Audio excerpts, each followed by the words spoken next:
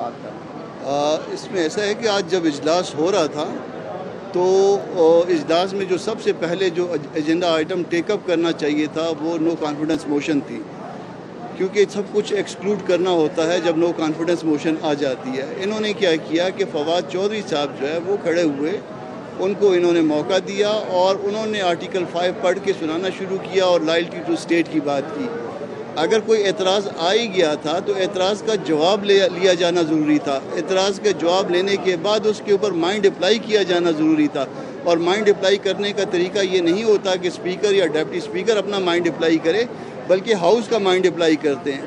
تو نہ ہاؤس کا مائنڈ اس پہ اپلائی ہوا، نہ کسی سے جواب لیا گیا اور اس پہ پرووک کر دیا گیا، اور اس کے بعد دین ساتھ ہی یہ کہہ دیا گیا کہ وہ جو آپ کی نو کانفیڈنس ریزولوشن ہے وہ اکارڈنگ ٹو لا نہیں ہے، تو ہم اس کو ریجیکٹ کرتے ہیں۔